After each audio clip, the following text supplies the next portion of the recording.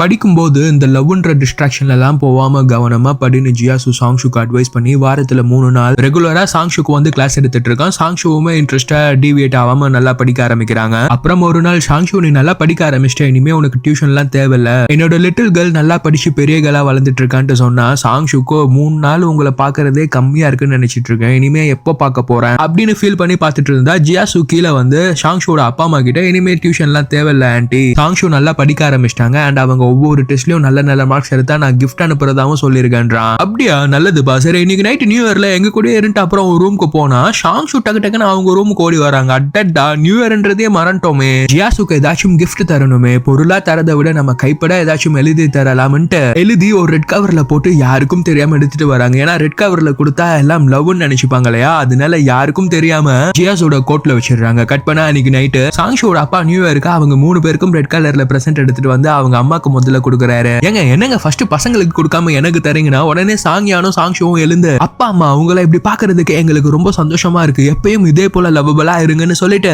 சாங்ஷு அவங்க கிஃப்ட் என்னதுன்னு ஓபன் பண்ணி பார்த்தா ஒரு பிராண்ட் நியூ போனு. அப்ப சாங்ஷுவோட அப்பா அம்மா, இந்த ஆன்லைன் டேட்டிங் ஆப் லவ்ன்ற ட்ராப்ல எல்லாம் போய் மாட்டிக்காத சாங்ஷு, என்ன எங்களுக்கு எதுவும் தெரியாதுன்னு நினைச்சிட்டு இருக்கியா, சாங்கியான் எல்லாம் எங்களுக்கு சொல்லிட்டான், வீட்டுல அப்பா அம்மா கிட்ட சொல்லாம ஒரு விஷயம் தெரியாம நீங்க பண்ணணும்னு நினைச்சாலே அதுவே தப்பு தான், நம்மளுக்கே ஒரு விஷயம் தப்புன்னு தோன்றனாலதான் மத்தவங்களுக்கு எல்லாம் தெரியாம பண்றோம், சோ இனிமேல் அப்படி ஒரு தப்பா பண்ணாதான். அண்ட் சாங்கியான் உன் நல்லதுக்காக தான் சொன்னான், அவன் மேல கோச்சிக்காதன்னா, எனக்கு அது தெரியாதாமான்ட்டு சாங்கியான போய் கட்டி பிடிச்சிக்கிறாங்க. அடுத்து என்ன ஆச்சுன்றத நெக்ஸ்ட் பார்ட்ல பார்ப்போம். சப்ஸ்கிரைப் பண்ணிக்கோங்க.